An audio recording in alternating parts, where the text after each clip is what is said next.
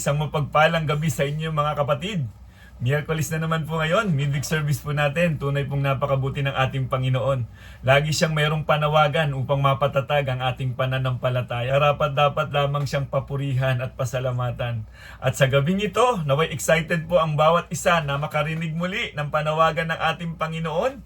Salita ng Diyos na nagbibigay sa atin ng pag-asa, nagbibigay sa atin ng kagalakan, at nagbibigay sa atin ng karunungan upang tayo'y magdesisyon ng naaayon sa kalooban ng ating Panginoon. Nung nakaraang Sunday, napagpala na naman tayo ng mensahe ng ating Panginoon. Tunay nga pong napakabuti ng ating Diyos. Patuloy niyang kinatatagpo ang ating espiritual na kalagayan. At ngayong midweek service na naman po natin, meron na naman siyang mensahe na nais niyang iparating sa atin. At ang nais ng Panginoon, magpakatatag tayo sa ating pananampalataya at higit na kailangan natin ang salita niya na nagbibigay sa atin ng tunay na kapayapaan, kagalakan sa ating buhay.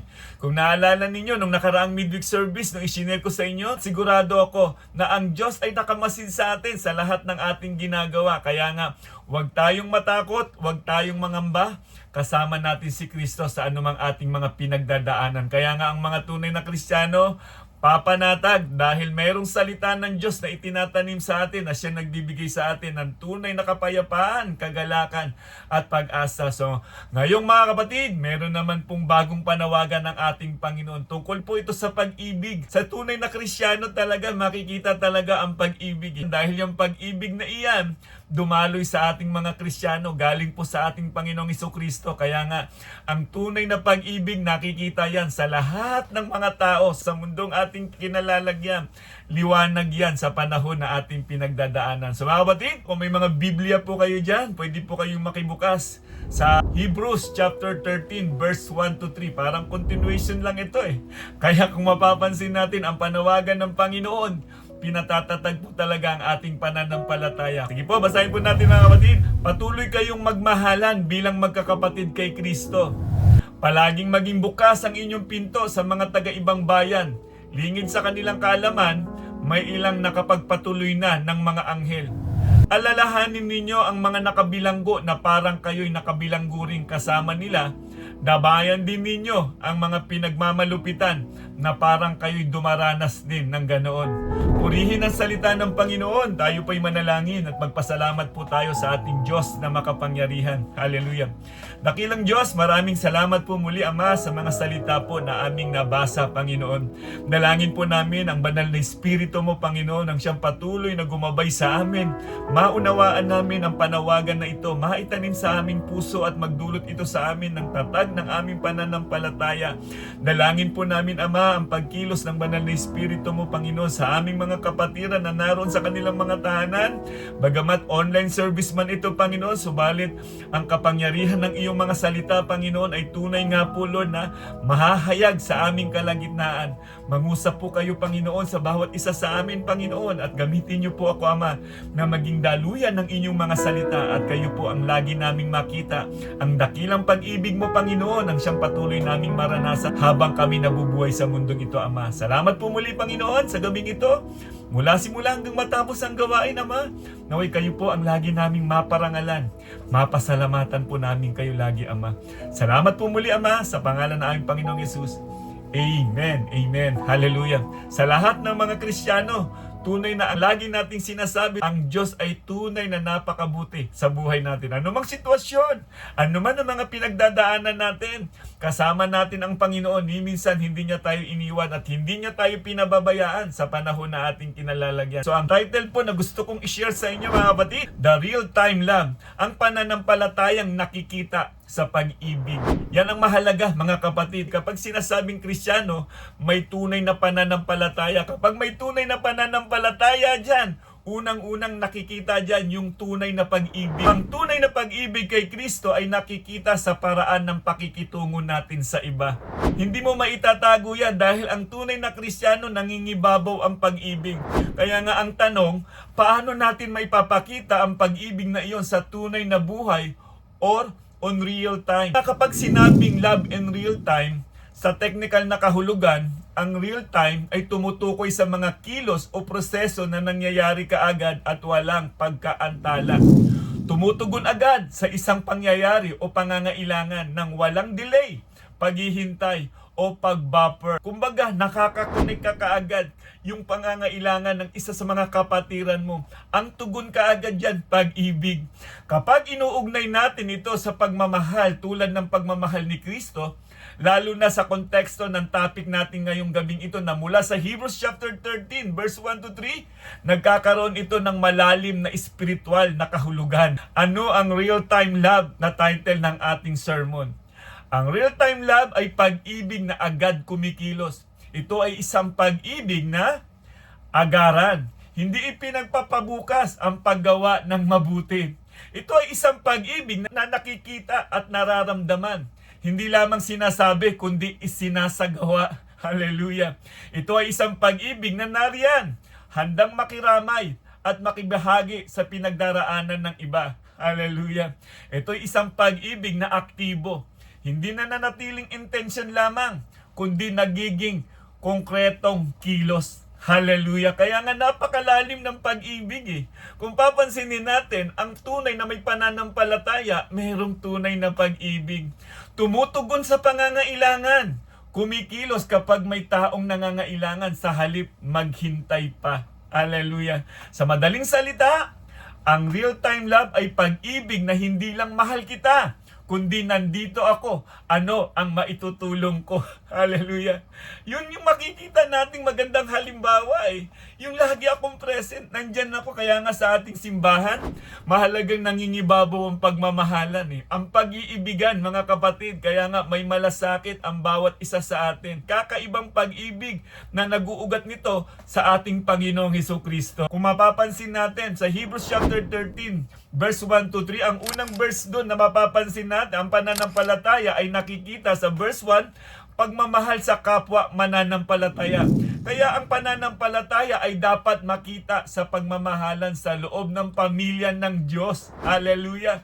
Kaya kapag sinasabi natin Kristiyano tayo, makikita yan sa loob ng tahanan ang pagmamahalan, pagpapatawaran. Hallelujah. May kapayapaan ang tahanan dahil nangingibabaw ang pag-ibig ni Kristo. Sa verse 2 naman, makikita natin doon sa ating nabasa, pagbubukas ng tahanan at pagtulong sa nangangailangan. Ang pag-ibig ay hindi puro salita. Nagbubukas ito ng pintuan para sa nangangailangan. Hallelujah. Yan ang tunay na pag-ibig. Kaya nga, sa verse 3 naman, pakikiramay sa mga nagdurusa. Ang tunay na pag-ibig ay nakikidamay sa paghihirap ng kapatid. Kaya nga mga kapatid, nakakalungkot po kapag hindi nakikita ang pag-ibig sa ating pamilya, sa ating buhay, sa ating mga kapatid sa iglesia. Dapat unang-unang nakikita ang pagmamahalan, hindi tampuhan. Meron akong naalalang isang kwento, May isang maliit na batang lalaki na pauwi na galing paaralan. Habang naglalakad siya, nakita niya ang isang matandang lalaki na nakaupo sa isang bangko. Mukhang pagod, malungkot at tila walang kumakausap. Lumapit ang bata, umupo sa tabi niya at inilabas ang baon niyang tinapay. Hinati niya ito at iniabot ang kalahati sa matanda. Napangiti ang matanda, walang maraming salitang namagitan sa kanila. Pag-uwi ng bata, tinanong siya ng kanyang nanay, "Bakit parang napakasaya mo ngayon?" Sumagot ang bata, "Kumain po akong kasama ang Diyos. Hindi ko alam na matanda na pala siya." Samantala nang umuwi ang matanda, tinanong din siya ng kanyang anak, "Bakit napakasaya mo ngayon?" Ngumiti siya at sinabing, "Kumain ako kasama ang Diyos. Hindi ko akalaing napakabata pa pala niya." Minsan ang pinakamakapangyarihang patotoo ng pananampalataya ay hindi sermon, kundi pag-ibig na ipinakikita sa gawa. Hallelujah. Kaya nga mga kapatid, tandaan po natin ito. Gaano man karami ang na-memorize mo na Bible verse, pero kung ang pamumuhay po natin ay hindi nakikita ang pag-ibig dyan, bagsak po din yan mga kapatid. Kumbaga natuto lang tayo pero yung application ang hirap nating ginawa. Kaya mahalaga mga kapatid na maging sa ating galawan ay galawang Kristiyano mga kapatid. Nakikita ang pag-ibig, nangingibabaw ang pag-ibig. Hindi po nangingibabaw ang pagiging makalaman natin. Kaya nga mga kapatid, ang paalala sa ating memory verse sa gabing ito, matatagpuan po natin sa Galatians chapter 5 verse 6. Ano sabi ni Apostol Pablo? Sa mga nakipag-isa na kay Kristo Jesus, hindi na mahalaga ang isang tao ay tuli o hindi. Ang mahalaga, ang pananampalatayang nakikita sa mga gawaing udyok ng pag-ibig. Ang pananampalataya ay hindi lang nakikita sa panlabas na tanda o reliyosong ritual. Ang mahalaga ay ang pananampalatayang tunay na kumikilos dahil sa pag-ibig. Hallelujah! Yan ang mensahe ng Hebrews chapter 13. Matapos turuan ng mga mananampalataya na mamuhay sa pananampalataya, mapapansin natin sa Hebrews chapter 10 hanggang 12. Hallelujah! Ngayon naman ay ipinakikita kung paano ito isa sa buhay. Kaya nga mga kapatid, ang tunay na may pananampalataya, meron niyang tunay na paggawa at pagkilos ng tunay na pag-ibig. Ito na yung tanong mga kapatid. So paano natin may sasabuhay ang tunay na pananampalataya? Meron tayong 3 punto ngayong gabing ito. Faith in action. True faith act. So tandaan po natin yung acronym na ACT. Ano yung A? Affirm. Yung C naman, care. And yung T, tend. So mga kapatid, madali lamang pong tandaan yan. 3 punto lamang po tungkol sa pag-apply natin sa pag-ibig na meron tayo. So unang punto po, affirm one another. Sa Greek ay Philadelphia. Ibig sabihin ay brotherly love o pagmamahal sa kapwa mananampalataya. Pag-igihin po natin mga kapatid ang pagmamahalan natin bilang mga kapatid kay Kristo. Dahil pagdating ng takdang panahon at sa pagbabalik ng ating Panginoong Hesukristo, tayo pa rin po ang magkakasama kahit naroroon na tayo sa piling ng ating Panginoong Hesukristo. Kaya nga, iinsayuhin na natin ang magmahal lagi sa ating kapwa. Kaya ang affirm one another ay pagpapanatili o pagpapatatag ng pag-ibig sa ating mga kapatid. Hindi ba yun din yung panalangin ng ating Panginoong Hesukristo? Mag-ibigan tayo sa isa't isa. So, bilang mga mananampalataya, let us continue loving and encouraging one another. Sa Hebrews chapter 13 verse 1, patuloy kayong magmahalan bilang magkakapatid kay Kristo. Hindi ba yan ang bilin ng salita ng ating Panginoon sa gabing ito? Hindi sinabi ng may akda na magsimulang magmahal. Ang sabi niya ay manatili o panatilihin. Ibig sabihin, mayroon ng pag-ibig, ngunit kailangan itong ingatan. Hallelujah! Madaling magmahal kapag mabait ang kapatid. Pero paano kung nasaktan ka? Real talk mga kapatid. Paano kung hindi kayo magkasundo? Doon nasusubok ang tunay na pag-ibig. Mahirap kapatid kapag ganyan ang kalagayan kasi ang pride kasi nangingibabaw Bagamat Kristiyano pa rin naman tayo, yan ang kadalasang mga laban natin. Personal na laban natin sa mga buhay natin. Pero ikaw pa rin ang magdidesisyon mga kapatid. Kaya nga, sabi doon sa John chapter 13 verse 35, kung kayo'y mag-iibigan, nakikilala ng lahat na kayo'y mga alagad ko. Tatakpalayan ng mga tunay na Kristiyano o alagad ng ating Panginoon. Hindi sapat na sabihin nating tayo kay Kristo. Dapat makita sa paraan ng pakikitungo natin sa iba na si Kristo ay nasa atin. Hallelujah! Kaya nga sa 1 John chapter 4 verse 20, ang nagsasabing iniibig ko ang Diyos, subalit napupuot naman sa kanyang kapatid, ay isang sinungaling. Kung ang kapatid ng kanyang nakikita ay hindi niya magawang ibigin, paano niya maiibig ang Diyos na hindi niya nakikita? Isang magandang paalala sa atin to Ang tunay na pag-ibig, hindi yan naninino. Kaya nga ang laging binibilin sa atin ng Panginoon, kung paano daw natin minamahal ang ating sarili, mahalin din po natin ang ating kapwa gaya ng pagmamahal natin sa ating sarili. Mga kapatid, napakahalagang matutunan natin to bilang mga Kristiyano na nabubuhay pa sa mundong ito, naway mangibabaw ang pagmamahalan sa panahon po na ating kinalalagyan. Sa panahon ngayon, maraming simbahan ang nasisira. Hindi dahil sa pag-uusig, kundi dahil sa tampuhan, inggitan at hindi pagpapatawad. Hallelujah! Yan ang kilos ng kaaway. Kumikilos ang kaaway sa ating mga simbahan, sa ating mga iglesia. At ito ang tirada niya. Magtanim ka ng galit, magtampo ka, mainggit ka. Yan ang tirada ng kaaway sa panahon na ating kinalalagyan. Pilit niyang sinisira ang unity ng isang simbahan o ng samahan ng mga Kristiyano. Maging maingat po tayo sa bawat desisyon o sa anumang pinapanigan natin. Dapat ito laging nakaangkla sa kalooban ng ating Panginoon. So paano natin maisasabuhay ang tunay na pananampalataya? Unang-una po, yung A, affirm one another. Panatilihin ang pag-ibig sa magkakapatid. Hallelujah. Yung C naman po, care for others. panatilihin ang pagpapakita ng pagmamahal sa iba. Hindi dapat yan nakikita. Meron tayong malasakit sa bawat isa sa atin. Kaya nga ang care sa Greek word ay philoxenia, na ang ibig sabihin ay hospitality, pagmamahal at pagtanggap sa mga estranghero o hindi mo kaklose. Let us care for others sa pagbubukas ng puso at tahanan sa iba. Panatilihin nating magpakita ng pagmamahal sa iba. Kung paano natin minamahal ang ating pamilya, lalabas yan, dadalo yan sa iba. Nag-uumpisa yan sa pamilyang Kristiyano at makikita ng iba, tunay ngang kakaiba ang kapatid na ito. Sila na mismo ang magsasabi na tunay na Kristiyano yan dahil nakikita ko ang pagmamahalan ng kanilang pamilya. Kaya nga sa Hebrews chapter 13 verse 2, palaging maging bukas ang inyong pinto sa mga taga-ibang bayan. Lingid sa kanilang kaalaman, may ilang nakapagpatuloy na ng mga anghel. Sinasabi ng talata na may tumanggap ng mga anghel nang di nila nalalaman.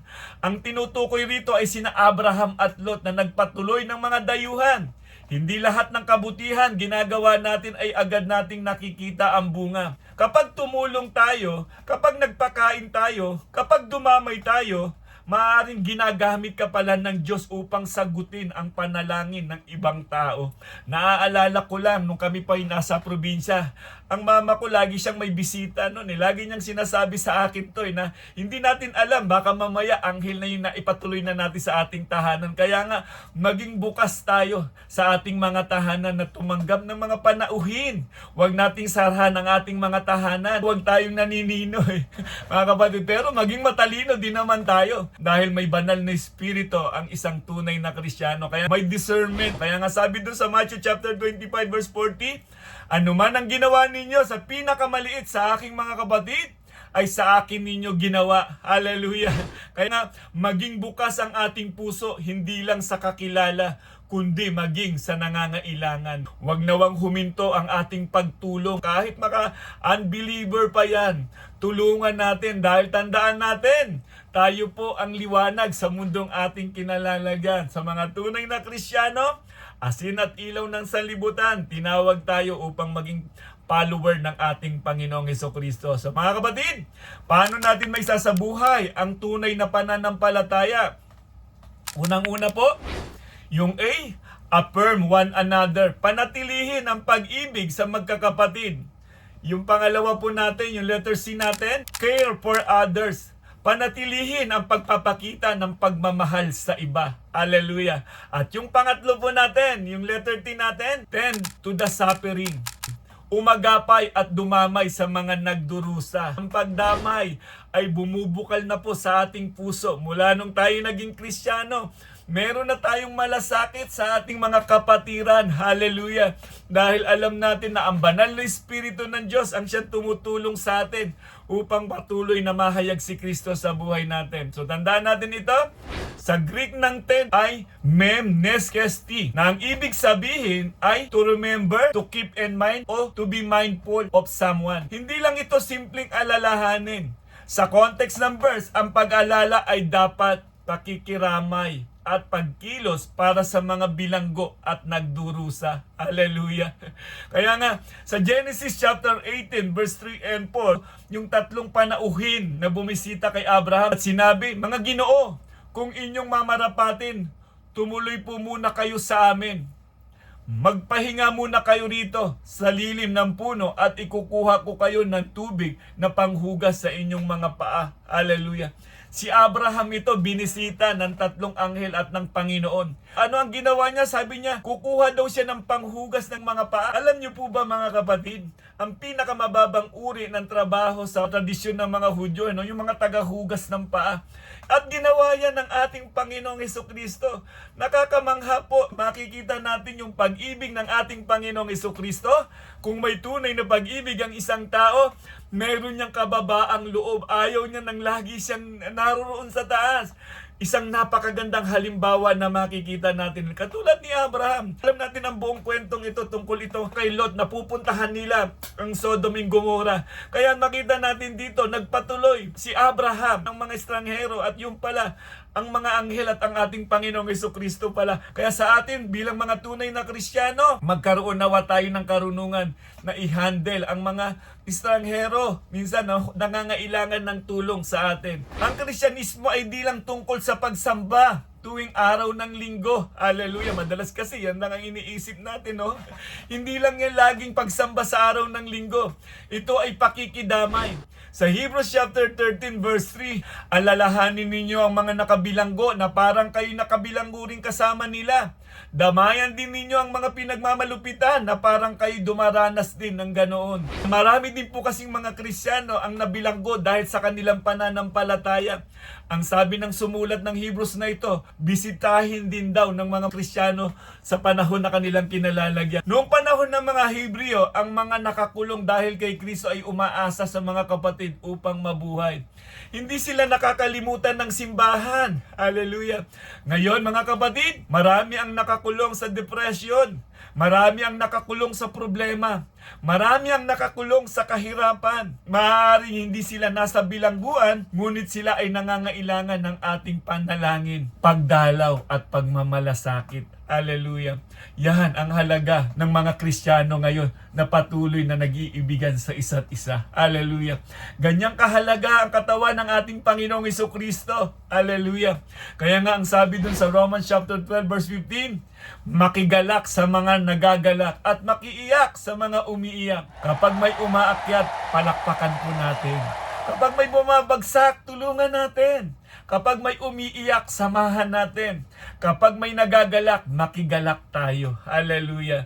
Dahil ang church ay hindi lamang lugar kung saan sama-sama tayong sumasamba. Ito ay pamilya kung saan sama-sama tayong nagdadala ng saya at bigat ng buhay. Naway mangibabaw ang pagmamahalan sa ating mga Kristiyano, sa ating samahan, sa ating iglesia. Naway makita ito. Pagtibayin natin ang ating pagkakapatiran sa ating simbahan. Naway makita dyan si Kristo sa buhay natin. Kaya ganun na lamang ang malasakit natin eh. Ganun na lamang ang malasakit ng ating Panginoong Jesucristo. Ganun kalalim ang kanyang panalangin. Hallelujah. Nung babalik na siya, nung malapit niya nang dadanasin yung hirap, yung panalangin niya kung gaano niya katindi ang panalangin ng ating Panginoong Jesucristo para sa atin. Dahil napakahirap, iiwan niya ang kanyang mga apostoles.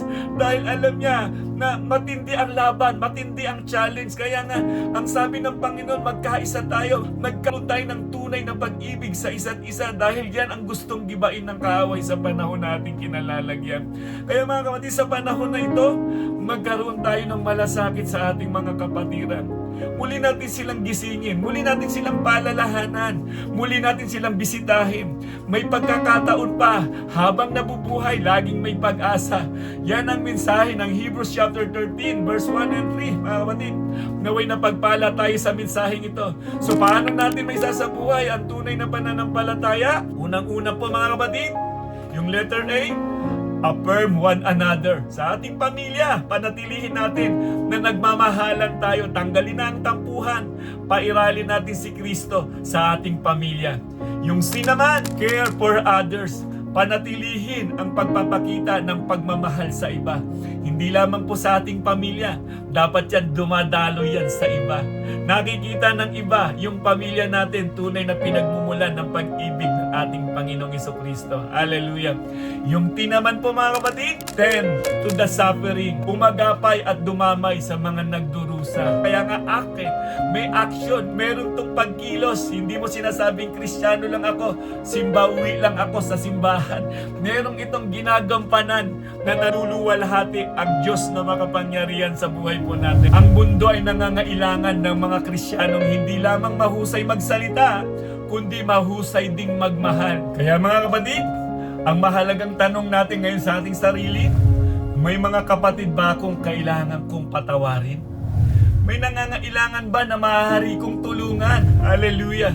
May nalulungkot ba na maaari kong damayan ngayong linggo o ngayong panahon na aking kinalalagyan? Kapag isinasabuhay natin ang Hebrews chapter 13 verse 1 and 3, makikita ng mundo ang pag-ibig ni Kristo sa pamamagitan ng ating buhay. buhay. Kaya nga mga kapatid, tayo ang mga Kristiyano ngayon na magpapatuloy kung paano tayo minahal ni Kristo. Dapat nag-uugat yan doon sa pag-ibig ni Kristo, kung paano ang ginawa niya doon sa krus ng Kalbaryo.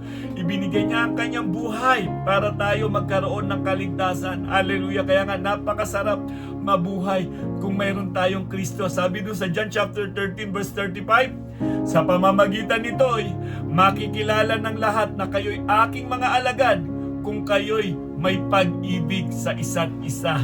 Tatak ng isang tunay na Kristiyano, kapatid, pag-ibig sa isa't isa. Kaya nga mga kapatid, instead na magkaroon tayo ng tampuhan sa isa't isa, mas magandang pairalin natin ang magmahalan, magpatawad. Hallelujah! Kaya nga yakapin natin ang bawat kapatiran natin. Ituring natin silang kapatid natin kay Kristo. Hallelujah! Kaya nga ang tunay na magkakapatid kay Kristo, hindi ang kayang paghiwalayin ng anumang mga pagsubok o ng anumang atake ng kaaway, dahil ang sumelyo dito ay ang banal na Espiritu ng Diyos na siyang ibinigay niya sa atin. So mga kapatid, naway nakita natin ang halaga ng panawagan ng ating Panginoon. Makita nawa sa atin ang tunay na pag-ibig. Hindi lamang na nagsasabi tayo na may pananampalataya pero wala naman tayong kilos. Hindi naman nakikita sa atin ang pagmamahalan o ang pagpapatawad. Hallelujah! Kaya ang mensaheng ito mga kapatid, minahal tayo ng Panginoon. Hindi niya tinignan kung ano man ang status mo. Kahit ano pa ang nagawa mo, minahal tayo ng Panginoon kahit makasalanan tayo. Nilinis tayo sa pamamagitan ng dugo ni Kristo doon sa krus ng Kalbaryo. Siya ang Diyos na tunay na nagmahal sa atin. Kaya nga kung bakit tayo nagmamahal ngayon, dahil yan sa pag-ibig ni Kristo na siyang sumelyo ng ating kaligtasan. Kaya nga sa mga tunay na Kristiyano, nakatitiyak tayo na tayo ay ligtas dahil sigurado ginawa na ng ating Panginoong Jesucristo sa krus ng Kalbaryo ang hindi kayang gawin ng tao. Ang Diyos ang gumawa doon sa krus ng Kalbaryo. Tinapos niya ang laban nang sinabi niyang tetelestai, tinapos ko na. Kapatid, pumanatag na tayo dahil kasama natin si Kristo. Pairali na lamang po natin mga kapatid ang pag-ibig natin sa ating kapwa. Mahalin natin sila kahit hindi man sila kanais-nais mahalin. Alalahanin natin yung ginawa ni Kristo para sa atin, ay yun din po ang ating pairalin sa mundong ating kinalalagyan. Kaya nga, wala pong sayang sa mga Kristiyanong nagmamahal. Dahil sigurado, dyan nakikita si Kristo. Hindi sa dahil na dami mong kabisadong salita ng Diyos, magmahal ka kapatid. Diyan nahahayag si Kristo sa buhay ng isang tunay na Kristiyano. Kaya nga mga kapatid, napagpala na naman tayo sa isang panawagan ng ating Panginoon. Sumainyo nawa ang kapayapaan, kagalakan at pag-asa, at patuloy po natin ipahayag sa pangalan ng ating Panginoong Jesucristo. Tunay pong may kagalingan sa pangalan ng ating Panginoong Jesucristo. May buhay na walang hanggan. God bless po. Purihin ang Diyos na dakila. Hallelujah. Hallelujah, Lord God. Hallelujah. Panginoon, maraming salamat po muli, Panginoon, sa isang napakagandang paalala sa amin, Ama. Salamat po sapagkat Ikaw ang unang nagmahal sa amin. Kung bakit kami nagmamahal ngayon, dahil Ikaw ang unang nagmahal sa amin. Ama, salamat po. Salamat sa paalala. Salamat sa iyong mga salita. Sige po mga kapatid, gawin po natin itong pagsamba, awit ng pagsamba para sa ating Panginoon.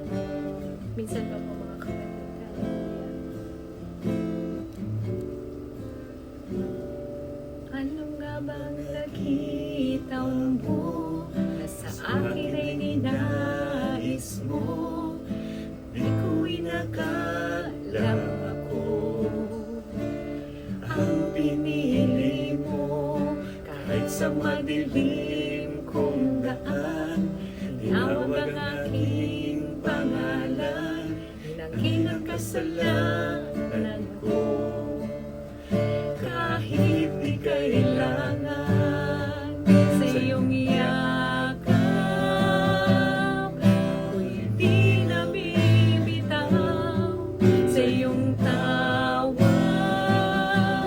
Naman ang puso ko'y ikaw, ginawa mo ang lahat kahit di man ako tapat.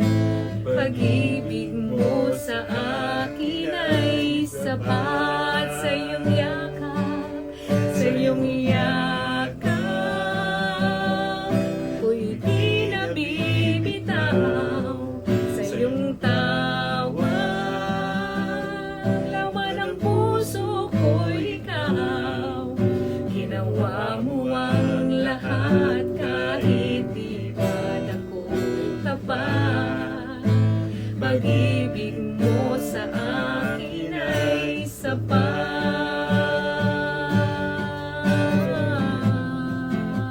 Hallelujah, hallelujah. Hallelujah, Panginoon. Salamat po, Ama. Salamat po. Hallelujah. Thank you, Lord.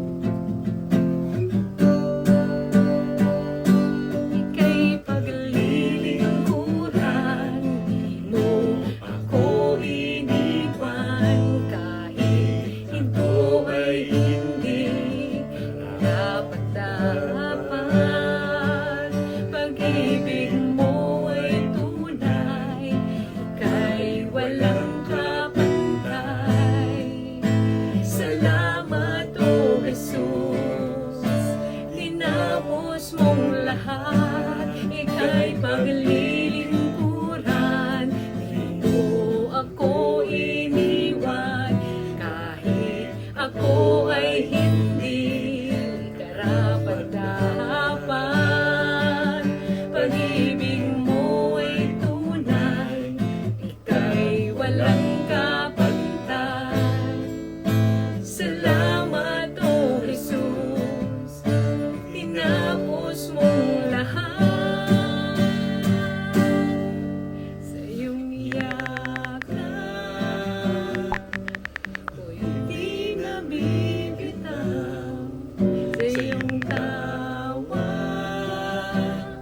Laman ng puso ko'y ikaw, ginawa mo ang lahat kahit di man ako tapat. Pag-ibig mo sa akin ay sapat. Yes, Lord God. Hallelujah, Panginoon. Salamat, Panginoon. Hallelujah, hallelujah, Panginoon. Salamat po, Panginoon, dahil hindi mo kami iniwan, Panginoon, sa anumang laban. Salamat, Panginoon, dahil ikaw ang unang nagmahal sa amin, Ama. Salamat po, Panginoon. Karapat-dapat ka lamang pasalamatan. Karapat-dapat ka lamang sambahin. Salamat po, dakilang Diyos. Hallelujah. Pag-isahin niyo po ang aming nararamdaman. Lukubin mo kami, Panginoon, ng iyong pag-ibig, Panginoon, upang ikaw ay aming maranasan at makita ka sa buhay namin, Ama. Salamat po, dakilang Diyos. Salamat po. Purihin ang dakilang pangalan mo, Ama. Salamat po, dakilang Diyos. Ama, sa inyo po lagi ang lahat ng papurit pasasalamat po sa pangalan po ng aming Panginoong Yesus. Amen. Amen.